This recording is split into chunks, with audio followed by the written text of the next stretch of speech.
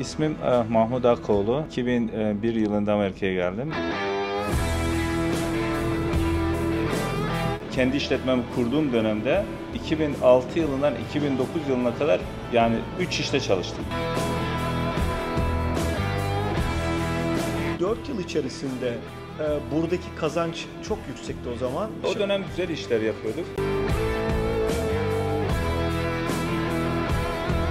2013 yılında inşaat işine başladım ve emlak okuluna gittim. Emlak lisansımı aldım. Burada tava yemeklerimiz de çok meşhurdur. Evet efendim, Amerika'dan, Delaware eyaletinden, Milford şehrinden herkese selamlar. Bugün neredeyiz biliyor musunuz arkadaşlar? Bugün sizleri çok güzel bir yere getirdim. Neden derseniz arkamda görmüş olduğunuz Surf and Turf'ün sahibi bir Türk arkadaşlar. Şimdi başarı hikayesi de ayrı. Genelde Türk deyince burada Türk restoranları biliyorsunuz revanşta oluyor ama Mahmut Bey, işletmenin sahibi, steakhouse tarzı balık ve et üzerine bir yer açmak istemiş ve böyle bir yer oluşturmuş. Komple kendi yapmış burayı inşaatından beri. Çok özel bir yer. Size burayı gezdireceğim. Mahmut Bey'i tanıtacağım. Buranın lokasyonu da çok iyi. Bunların hepsine değineceğiz. Yavaştan içeriye geçelim. Size bu güzel restoranı göstermek istiyorum. Burası fine dining arkadaşlar. Akşam yemeği restoranı da olarak geçiyor. Ödüller de almış. Hepsine değineceğiz. O zaman yeni videomuz başlasın.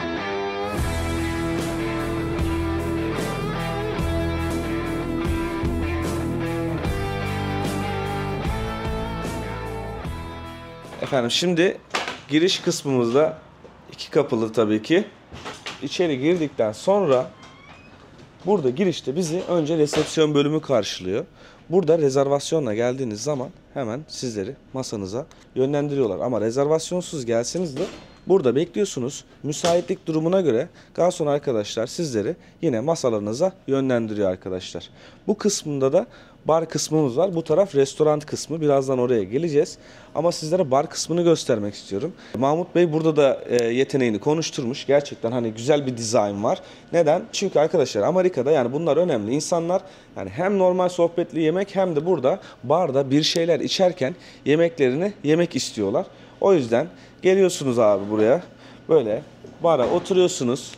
Hemen içeceğinizi söylüyorsunuz. Aynı zamanda burada yemeğinizi yerken yine sohbet ederken içeceğinizi de içmiş oluyorsunuz arkadaşlar. Buradan sizi mutfak kısmına götürmek istiyorum. Hem restoran kısmından hem de bar kısmından mutfağa giriş çıkış sağlanıyor. Mutfağımızda neler var? Bunları da sizlere detaylı olarak göstermek istiyorum. Mutfakta arkadaşlar kaliteli aşçılar çalışıyor bu arada. Özenle yemekler hazırlanıyor. Burada soğuk hava depomuz var. Bütün her şey burada muhafaza ediliyor. Görüyorsunuz arkadaşlar bütün ürünler burada endüstriyel. Mahmut Bey yani tasarımını, binanın mimarını, her şeyini kendisi yaptığı için burayı özel olarak tasarlamış. Her şey düşünülmüş. Yani bir restoranda, bir mutfakta neler olması gerekiyor hepsi var. Yani bilenler bilir, sadece şu havalandırma sistemi bile çok büyük bir detay arkadaşlar ve mutfakta olmazsa olmaz. Gördüğünüz gibi bütün mutfak malzemeleri burada mevcut. Endüstriyel olarak her şey burada sizler için hazırlanıyor diyelim. Buradan da restoran kısmına çıkışımızı yapalım. Evet, yine tasarım olarak her şey harika arkadaşlar. Görüyorsunuz burada yine grup yemeklerinden, normal 4 kişilik masalarınızdan gayet şık şekilde akşam yemeğinizi yiyebilirsiniz. Burası 2023 yılında Delaware eyaletinin batı kısmındaki en iyi akşam yemeği restoranı olarak da seçildi arkadaşlar. 2024'te de hala en iyi akşam yemeği restoranlarının arasında yer alıyor arkadaşlar. Bunu da bildirmek istiyorum. Gerçekten güzel yemekleri var. Zaten hep birlikte göreceğiz. Evet, şimdi yanımızda Mahmut Bey ve Tahsin abi var. Tahsin abi zaten eski videolardan hatırlıyorsunuz. Şimdi Mahmut Bey'in hikayesini biraz dinlemek istiyoruz. Hem kendisinden bahsetmesini hem de hikayenden bahsetmeni istiyorum abi senden. Hoş geldin bu arada videoma. Teşekkürler, siz de hoş geldiniz. Hoş bulduk abi. Gerçekten güzel, şık bir restoran yapmışsın. Olun, tebrik ediyorum. ediyorum. Yemekler de çok güzeldi. Biz dün yemekleri yedik. Ben dedim ki abi ben burayı göstereyim. Senin hikayen de çok farklı. Eminim benim izleyenlerimden bunu merak edip izleyecek olanlar vardır dedim. Abi de sağ olsun beni kırmadı ve sizlere de böyle bir video hazırlamak istedik. Evet abi, biraz kendinden bahseder misin? Evet, ismim Mahmut Akoğlu. 2001 yılında Amerika'ya geldim. 19 yaşındaydım. Ve ilk geldiğimde Amerika'ya tabii bu restoran işinden hiçbir bilgim yoktu. Evet. Tabii ilk geldiğimizde iş imkanları çok olmayınca restoranda işe başladık. Sağ olsunlar, bir arkadaşın sayesinde bir Yunanlı işletmede başladım işe. İşte orada tapak işinden başladım. Yaklaşık 6 ay tapak işi yaptım. Tabii ki zor oldu. İlk dönemde hiç daha önce restoranda çalışmamıştım ve okula başladım İngilizcemi geliştirmek için. İş, okul bu bayağı bir yorucu bir süreçti ilk 1-2 yıl. Zaman geçtikçe İngilizcemi geliştirince kasayerlik yapmaya başladım ve ondan sonra menajerlik yapmaya başladım. Aşçılık öğrenmeye çalıştım ve aşçılık öğrendim. Bu süreç sonrasında 2006 yılında bir tane restoranın satıldığını söylediler. Bu çalıştığım işletmenin sahibi bana dedi, böyle bir yer var, burayı beraber yapabilir miyiz diye sordu. Ben de tamam olur dedim. Yunanlıydı. Onlarla 2006 yılında o işletmeyi aldık. İlk dükkanımız. Yaklaşık Yunanlılarla bir 4 yıl ortakçılık yaptım. Sonra onlar satmak istediler. Biz daha bu işi yapmayacağız. İstersen sen al, istersen biz başka birisine devredelim dediler. Tabii o dönemde ben de tamam alayım. Zaten bir emek vermiştik. Orayı aldıktan sonra aynı yılın sonuna doğru bir tane daha işletme kendim açtım. O da buraya yaklaşık bir 10 dakika ileride. Orayı işlettik. Orada bayağı bir başarılı olduk. Yani kısa zaman süre içerisinde. Ve 2013 yılında inşaat işine başladım ve emlak okuluna gittim. Emlak lisansımı aldım. Sonra eski evler aldım.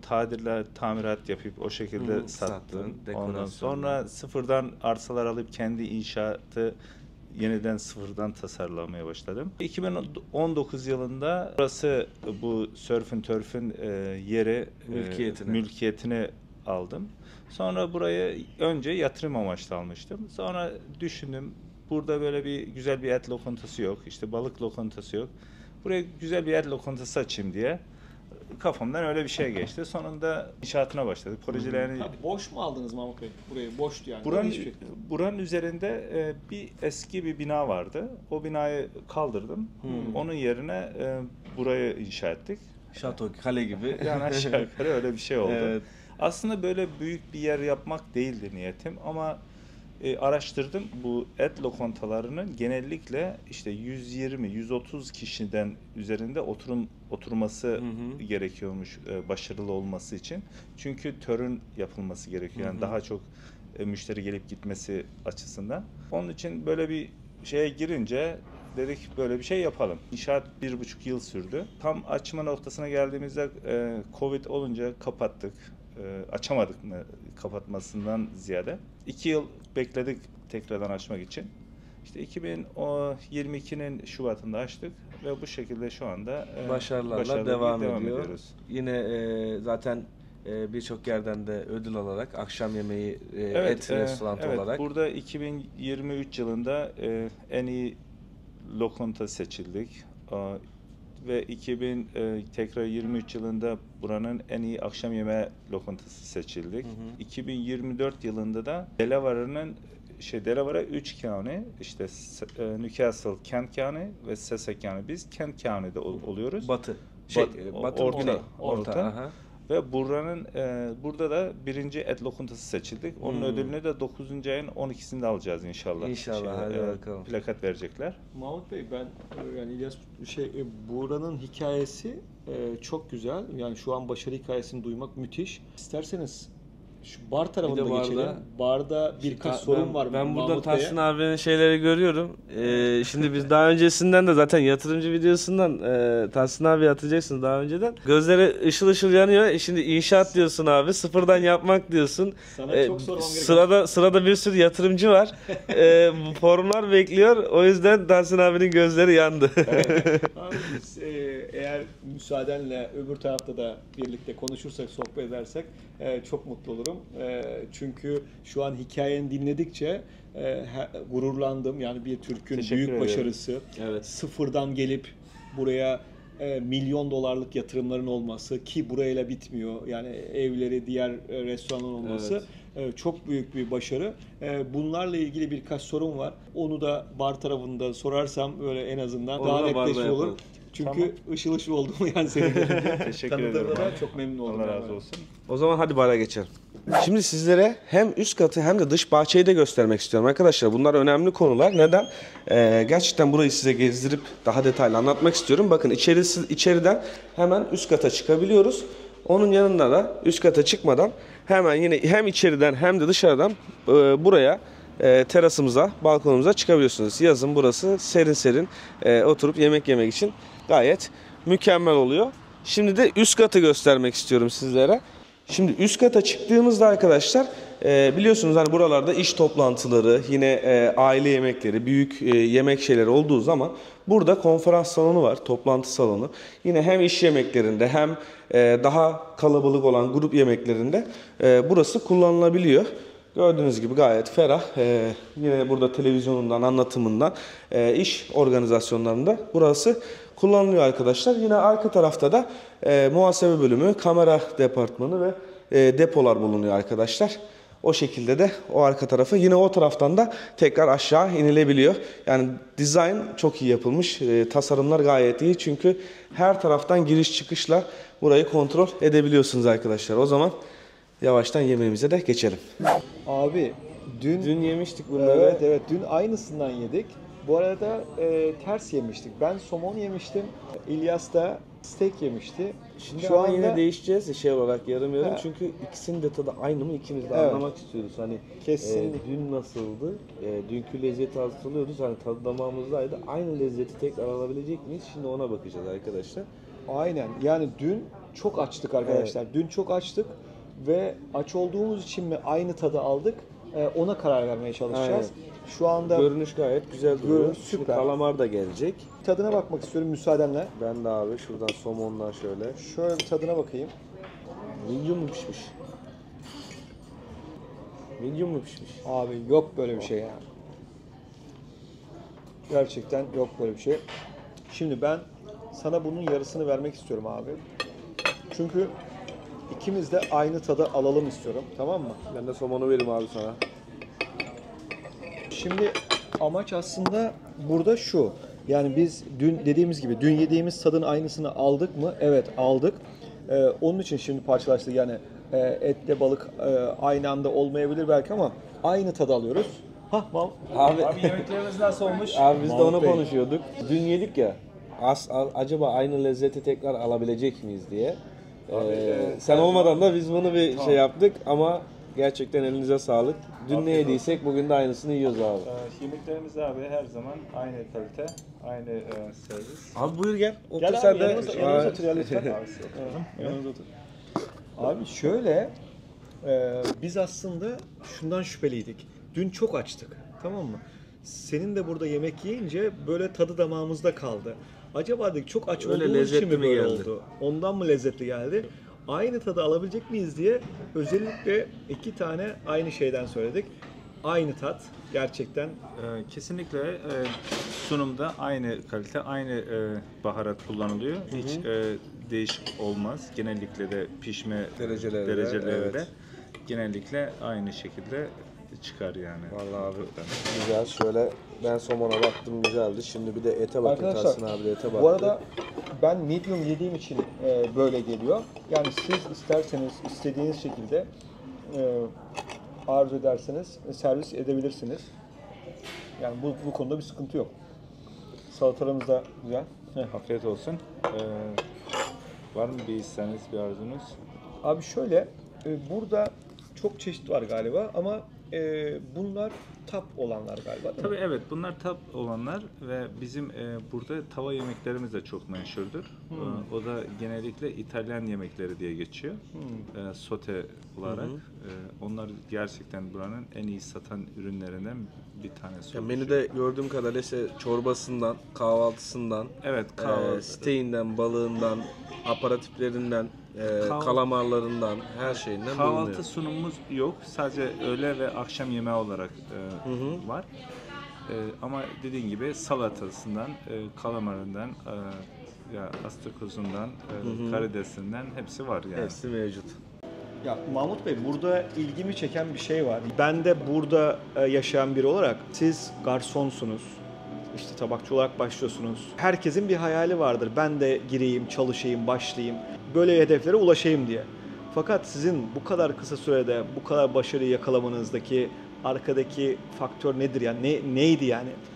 Sizi Tabii buraya ki getiren. şu 2006 yılında ilk kendi işletmemi kurduğum dönemde 2006 yılından 2009 yılına kadar yani 3 işte çalıştım.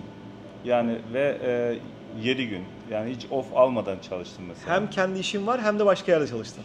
Yok. Kendi işinde. Kendi işimde çalıştım mesela. Bu çalıştığınız süre zarfı içerisinde hem eğitim alıyorsunuz, Tabii, İngilizceni tabii. geliştiriyorsunuz, Kesinlikle. çalışıyorsunuz, full time çalışıyorsunuz. Bu birikimi buradan mı sağladı Evet, bize? kesinlikle aynen öyle ve 2006 yılına kadar hem okul hem çalışma hem birikim. O işte 2006 yılında biriktirmiş olduğum paramla bana ortaklık teklif edildiğinde ilk işletmemi kurdum. Yani %50-50. 2006'dan 2010 yılına kadar onlarla ortakçılık yaptık ve 2010 yılında onların hissesini devraldım. Onlar hissesini sattı. 4 yıl içerisinde buradaki kazanç çok yüksekti o zaman. O dönem güzel işler yapıyorduk. Bu esnada tabii ki o dönemde sadece kendi biriktirmiş olduğumuz paramızdan değil, tabii bu esnada kredi de çektik tabii ki. Evet. Krediyle almış olduk. Abi o zaman burada restoran işinde inanılmaz bir para var. Yani çünkü siz 2006'da aldığınız, ortak olarak girdiğiniz bir işi 2010'da alıp ve 9 yılın sonunda buranın mülkiyetini alıp burayı böyle güzel bir inşa haline getirmek büyük bir bütçe gerekiyor. Yani bunu bu restoranlarla sağlamak büyük başarı. Sizi bu anlamda tebrik ediyorum. Bununla ilgili fikriniz nedir? 2019 yılında burayı aldığımda buranın toprağını nakit almıştım kendi paramla. Sonra buranın inşaatını yapmak için bankadan kredi kullandım. Tabii böyle bir çok lüks bir restoran yapmak değildi amacım. Ama işin içine girince daha güzelini, daha iyisini yapalım dedik ve ortaya böyle bir şey çıktı. Evet ya biz işte İlyas Mutlu'yla beraber gezdik. Yani inanılmaz bir tasarım olmuş. Yani hep kendi emeğiniz var galiba değil mi? Kesinlikle ki her şey, bütün tasarımlar kendi emeğimle oldu ve buraların en iyi restoranlarından bir tanesi burası. Ve Google'da da ciddi bir şekilde şeyimiz var, puanımız da yüksek. İnsanların ilk tercih yapıldığı yer burası oluyor genellikle. Bir toplantı, işte bir cenaze, düğün yemekleri gibi, doğum günü yemeklerinde genellikle burayı tercih ediliyor. Mahmut Bey burayı bu kadar kaliteli yapmanızın sebebi inşaatçı olmanız mı? Yani bu kadar böyle Tabii, detaya değinmeniz. evet. İnşaatçı olunca işte işi bildiğin zaman bazen iyi yönü de oluyor, kötü yönü de oluyor. Evet, işte yapılan işin dediğimiz gibi hep en iyisini yapmaya çalışıyorum. Yani bu sadece burası için de değil, bütün yapmış olduğum inşaatlarda da, yapmış olduğum villalarda da ve dairelerde de her zaman en iyisini yapmaya çalışıyorum. Sadece burası bir işletme olarak değil, sonuçta burası benim bir imzam olarak kalsın diye yaptırdım. Ben burayı satma niyetinde veya şey olarak değil yani. Sadece burası kendi bir ofisim ve kendi bir işletmem. Burası benim bir imzam olarak kalsın diye düşünüyorum. Gerçekten çok başarılı. Ben Delaware eyaletinde yaşayan biri olarak çok restoran ziyareti yapıyorum. İşim gereği de bunu yapıyorum. Ama en güzel restoran diyebilirim. Gerçekten emek harcanmış. Şimdi biraz özel olacak ama kendimle alakalı. Şimdi ben de böyle bir yer açmaya çalışsam bu konuda ki böyle fikirlerim var. Bu konuda bana inşaat konusunda yardımcı olma şansın var mı? Kesinlikle inşaat konusunda yardımcı oluruz. Bizim inşaat konusunda Türkiye'den inşaatçı bir aileden geldiğim için Evet, süper. az çok Türkiye'den beri bir inşaatta şeyimiz var, bilgimiz var. Ve tabii ki buraya geldikten sonra 2013 yılından itibaren kendi ellerimle inşaat işine girdiğim için yaklaşık işte bir 11 yıldır bir tecrübemiz oluştu. Bu tecrübe içerisinde inşaat konusunda yani yapamayacağımız bir şey yok Allah'ın izniyle. Tabii ki her gün değişiyor, her gün fikirler ortaya çıkıyor, yeni fikirler ama yani yapılmayacak bir şeyler değil yani. Mahmut Bey ben ama neyi gördüm biliyor musunuz? Şimdi siz yeni yapacağınız yerde, bana yapacağınız yerde çok güzel bir dekor, dizayn yaparsınız ama benim aklım yani burada kaldı. Buraya bir imzanız var. Yani burası çok güzel olmuş. Bunun üzerinde konuşmak istiyorum sonra, videodan sonra. Bununla ilgili bir değerlendirme yapmak istiyorum. Belki yeni yapacağınız yeri size gönderirim. İnşallah. Beni buraya bırakırsınız. Yaparız, sorun değil. Hiç sıkıntısı Evet, yok. evet. Yaparız inşallah. Abi gerçekten tebrik ederim. Yani biz restoranda gezdik. İşte her şeye baktık. Yani bu başarı takdire şayan. Çünkü biz Amerika'da ben yatırımcılara hizmet ettiğimden dolayı bu tür hikayeleri duymak çok hoşuma gidiyor. Bir de Türk halkından duymak daha da çok hoşuma gidiyor. Bu fırsatı bize İlyas Mutlu sağladığı için, bu konuşmaları yaptığı için, Türk halkına bunu anlatabildiğimiz için İlyas'a ayrıca teşekkür ederiz. Evet, teşekkür ederiz. Hemen kendisine sözü bırakayım. Yani benimle ilgili durum buydu ama seninle diyalogumuz devam edecek abi. Tamam, inşallah. Çünkü videodan sonra konuşmamız gereken çok şey var. Tamam inşallah. Evet. Ya arkadaşlar biliyorsunuz hani o kadar yer geziyoruz. Elimden geldiğince yani hem farklı hayat hikayelerini hem de farklı yerleri de sizlere göstermek istiyorum. Yani Mahmut abi biz buraya dün geldik, yemek yedik. Mahmut abiyle tanışınca ben dedim ki abi böyle bir video yapsak senin için uygun olur mu? Dedi olur, sıkıntı yok dedi. Ben de böyle bir şey hazırlamak istedim sizlere. Çünkü değişik bir başarı hikayesi. Yani bir de şimdi geldiğimizde Amerika'ya genelde Türk restoranlarını görüyoruz. Yani ama onda da hakkını yememek lazım. Güzel Türk restoranları, dizaynı şey olarak var ama burayı sen steakhouse olarak ve bir Türk olarak steakhouse olarak açtığın için yani dikkatimi çekti ve lüks güzel bir yer. Bunu bu yüzden aktarmak istedik. Birazdan da zaten yemeklere değineceğiz.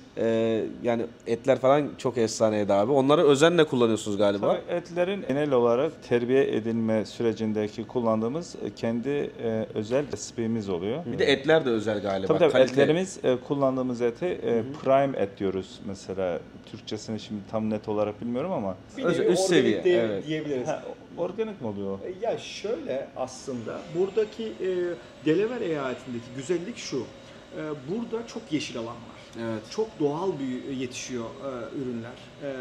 Hayvanlar doğal yetişiyor. Doğal olarak yetiştiklerinden dolayı buradaki eti çok kaliteli oluyor zaten. Bir de etin kalitelisinden yanı sıra bir de Mahmut Bey de bunun marinesini de işin top mutfağından geldiğinden dolayı çok iyi yaptığından dolayı o kalite ondan dolayı çıkıyor. Bir mesela Texas Roadhouse'a gidiyoruz. Reklam koyacaksın artık. Texas Roadhouse'a gidiyoruz. Oradaki kaliteden daha üstün bir kalite var. Evet. Bizim damak tadına hitap ediyor. Onun başarısı Kesinlikle var. evet. Yani buradaki diğer Amerikan restoranlarındaki kullanılan bu franchise restoranlardan bizim etimiz çok daha kaliteli. Mesela Evet. onların O üzerinde. belli abi. Ben anladım. Kullandığımız balık türü de öyledir. Genellikle taze balık kullanmaya özen gösteriyoruz. Etlerimizi kesinlikle dinlendirilmiş et kullanıyoruz. Mesela en azından 20 gün dinlendirilmiş oluyor etler. Ve bu dinlendirilmiş olan etlerin daha yumuşak ve daha lezzet içeriyor. O sinir şeysi etin içinden ölmüş oluyor. Evet. Abi elinize kolunuza sağlık. Gerçekten yemekler çok lezzetliydi. Aynı lezzeti de yakaladık. Yakalamışsınız yani. Biz de aynı şeyi zevki aldık tekrardan. Afiyet Teşekkür olsun. ediyoruz. Sağ olun. Abi buranın konumu gayet iyi galiba. Biraz onu bahsedebilir misin? Evet, buranın konumu yaklaşık burası deniz kenarına yarım saatlik bir mesafedeyiz. Burası New York'la Washington'un ortasında kalan bir bölge. Washington'a 1,5 saat sürüyor, New York'a da 2,5 saat sürüyor.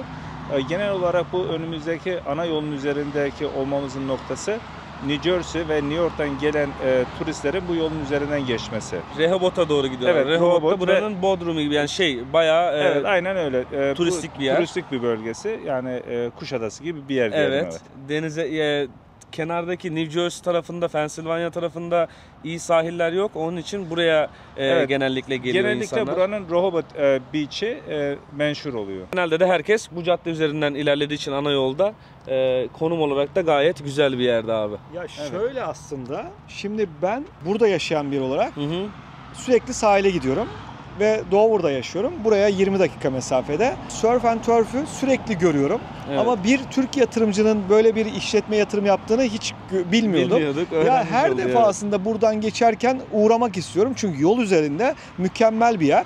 Ya kim yapmış, nasıl yapmış diye zaten sürekli merak ediyorduk. Yani her şey böyle tesadüf oldu ve bir Türk Vallahi, yatırımcının olması ve bu kadar milyon dolarlara sahip olmasına vesile olacak bir işletme olmuş yani. Evet, Şimdi- genel olarak zaten buraya mesela gelenler burası bir Türk işletmecisinin olduğunu düşünmüyorlar Şuradan zaten. evet geçerken de görsek biz de düşünmezdik. Çünkü genelde Türkler dediğimiz gibi Türk restorantı üzerine ilerledikleri için Evet. yani bu bir farklılık olmuş.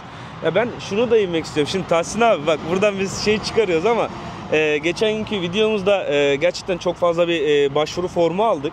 Evet. Yatırımcı formunda. Şimdi orada bir sürü iş modeli söylemiştik. Yani şimdi burayı da gösteriyoruz ama yani insanlar böyle bir yerde kurmak isteyebilir. Ha, Yani- oradan bir top gelir bir şey olursa Mesela abi satar şöyle mısın olsa ben buraları? mesela geldim buraya satıyor musun desem olur mu böyle bir şey? Tabii ki yani yardımcı oluruz, yaparız. Evet. Böyle bir şey düşünen olursa da değerlendiririz. Zaten ben yenisini her zaman yapıyorum yani biz diyorsun. inşaatçıyız, her zaman yapmaya Aynen. hazırız. Yani burayı da şey yaparız diyorsun yani Olur. herhangi bir Yani, yatırıma. Değerlendiririz. Zaten biraz önce içeride de bu konuların biraz üstünden geçtim yani değinmeye Evet. çalıştım. Ben bunlardan sonra kendisiyle bir zaman ayırıp bayağı zaman geçireceğiz Değil ki inşaat konusunda tecrübesi olması, burayı bu kadar mükemmel bir halde yapması bu başarılarına birkaç yenisini daha eklemek istiyoruz ki kendimiz yatırımlarda ya da yeni gelecek yatırımcılarda hem yeni lokasyonlar için hem de işte Mahmut Bey'in dediği gibi buranın satışıyla alakalıyla da ilgili yani kendisi de bize destek olursa bu konuda Aynen. belki yatırımcılardan talep gelirse niye olmasın? Değerlendirebiliriz yani Değil mi? ciddi yatırımcılar olursa değerlendiririz. Yani çünkü çok özel ve güzel bir yer. Zaten kendin Teşekkür için ediyoruz. yaptığını söyledin. Kendine özel. O yüzden özenilmiş bir şey. Evet. O zaman tekrardan teşekkür ediyoruz. Ben çok teşekkür memnun oldum ediyorum, abi. Rica ederim. Görüşürüz inşallah. Valla Tahsin abim sen de Gerçekten yani tanıştığımıza memnun oldum. Böyle bir işletmeyi bir Türk'ün yapmış olması, böyle bir Türk yatırımcının yapmış olması bizi gurur veriyor. Dediğimiz gibi içerideki yemeklerin tadından bu güzel lokasyona bizi ağırladığın için çok çok teşekkür ederim. Afiyet Çok sağ ol. olsun. Çok sağ ol. Hiç sorun değil. Siz de bizi böyle Derevar'da bulmanızda sürpriz oldu yani. Aynen. Bu arada arkadaşlar yani siz de uğramak isterseniz buraya ben restoranın zaten linkini açıklama kısmına ismini her şeyi bıraktım. Oradan ulaşabilirsiniz. Konumunu da bırakıyorum. İlyas bir de şey yapalım mı? Mesela buraya Mahmut Bey'in Instagram adresini zaten de bırakacağım. onu yapalım. Bir He. de videonun altına eğer başvuru formunu da koyarsak Hı hı. eğer gerek diğer yatırımcı başvuruları Evet. gerekse burası için başvuruları değerlendirmiş olabiliriz. Tabii. Yani. Yani buradan evet isteyenler olursa da evet oradan da ulaşıp doldurup bizimle iletişime geçebilir diyoruz. İzlediğiniz için çok teşekkürler. Amerika'dan sevgiler, selamlar diyoruz. Kendinize iyi bakın. Başka videolarda görüşmek üzere. Hoşça kalın. Esen kalın.